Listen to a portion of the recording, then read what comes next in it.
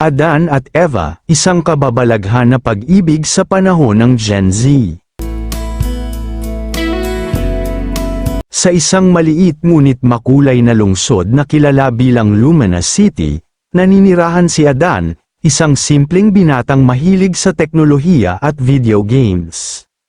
Siya ay isang tipikal na kabataan ng henerasyong Z, madalas nakatuon sa kanyang smartphone, nagpapahinga sa mga social media platforms, at laging naghahanap ng bagong trends online. Gayunpaman, may isang misteryo sa buhay ni Adan na hindi niya maintindihan.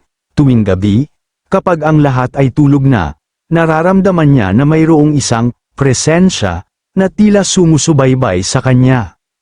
Sa kabilang banda, si Eva, isang batang babae na kilala sa kanyang malikhaing talento sa pagsusulat at pagguhit, bagaman bahagi rin siya ng henerasyong Z, mas gusto niyang mag-isip tungkol sa mga misteryo ng mundo kaysa sa pagtuunan sa mga gadget. Siya ay may isang lihim, naniniwala siya na ang mga kababalaghan ay totoo, at minsan, sa gitna ng kanyang panaginip, naririnig niya ang mga boses na tila nagmumula sa ibang mundo. Isang gabing walang buwan, habang si Adan ay abala sa paglalaro ng kanyang paboritong mobile game, biglang nawala ang signal ng kanyang phone. Nainis siya at sinimulang maghanap ng sagot kung bakit nawawala ang koneksyon. Habang siya ay naglalakad sa labas ng kanilang apartment, napansin niya ang isang kakaibang liwanag na mula sa isang matandang puno sa gitna ng parke. Nang lumapit siya, nakita niya ang isang babae na nakatayo doon. Siya ay may mahabang buhok na kulay kayumanggi, at ang kanyang mga mata ay parang nagliliwanag sa dilim. Siya ay si Eva, na sa sandaling iyon ay tila naghihintay ng isang bagay. "Anong ginagawa mo rito?" tanong ni Adan, na medyo kinakabahan pero kinakaya niyang maging cool. "Nakikinig ako," sagot ni Eva ng tahimik. "Minsan, kapag tahimik ang mundo, naririnig ko ang mga boses." "Anong boses?" tanong ni Adan, na medyo naiinis pero curious din. "Boses ng kalikasan, ng kalawakan, at ng mga bagay na hindi natin nakikita," sabi ni Eva. "At ikaw, Adan, ikaw ay bahagi ng mensaheng ito." Nagulat si Adan, paano niya nalaman ang pangalan ko? Pero bago pa siya makapagtanong, biglang nawala si Eva sa harap ng kanyang mga mata, tulad ng isang usok na sumipsip sa hangin. Simula noon, hindi na mapakali si Adan. Nararamdaman niya na mayroong isang misteryo na dapat niyang malutas. Nang sumunod na araw, habang siya ay naglalakad pauwi galing sa paaralan, biglang nahulog sa kanyang harapan ang isang maliliit na papel. Ito ay isang liham na may sulat na, "Ang kalikasan ay umaagos sa iyo, Adan, ikaw ang susi, hanapin mo si Eva." Hindi alam ni Adan kung sino ang nagsulat nito, pero naramdaman niya na ito ay totoo. Simula noon, nagsimula siyang maghanap para kay Eva. Sa pamamagitan ng mga social media, natuklasan niya na si Eva ay isang estudyante sa parehong paaralan, pero wala siyang personal na kaugnayan sa kanya.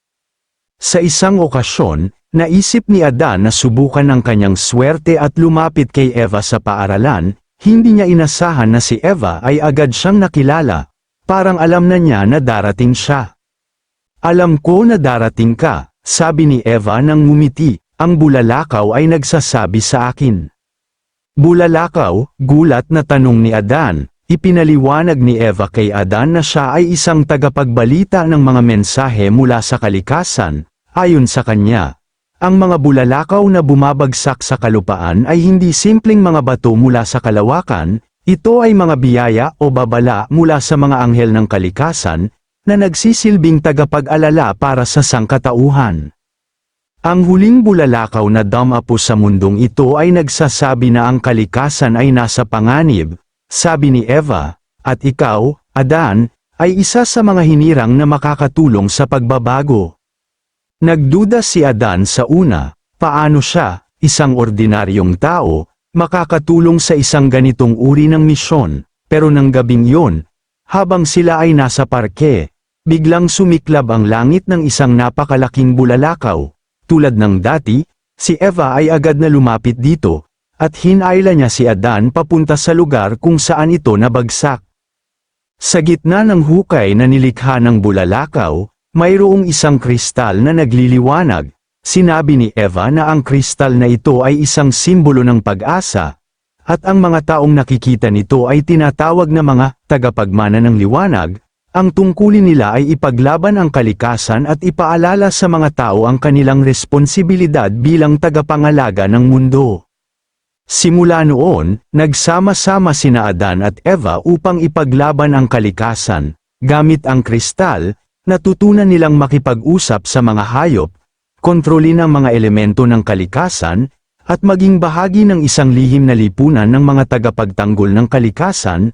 Sila ay naglakbay sa iba't ibang lugar, nagtatanim ng mga puno, at nagpapalaganap ng kamalayan sa mga tao tungkol sa epekto ng climate change. Sa bawat pagsubok na dumadating sa kanila, lalo silang nagiging malapit. Ang kanilang pagkakaibigan ay unti-unting naging pag-ibig, isang uri ng pagmamahal na hindi lamang ukol sa kanilang sarili kundi pati na rin sa mundo na kanilang pinaglilingkuran.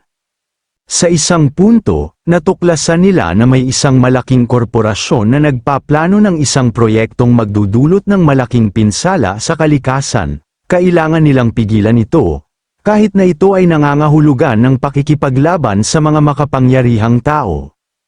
Sa tulong ng kristal at ng kanilang mga kasamahan, naisagawa nila ang kanilang plano. Sa huli, sila ay nagtagumpay, pero may sakripisyo, nawala ang kristal, na lumipad upang muling bumalik sa kalawakan bilang simbolo ng kanilang tagumpay.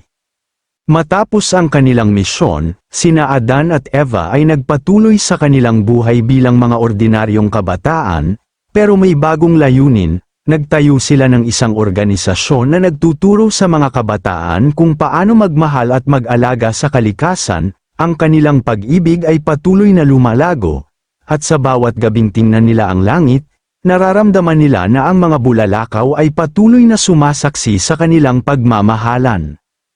Hanggang sa kasalukuyan, ang kwento ni Adan at Eva ay kinakwentuhan ng mga kabataan ng Luminous City, bilang inspirasyon na ang tunay na pag-ibig ay hindi lamang tungkol sa sarili, kundi pati na rin sa mundo na ating tinitirhan.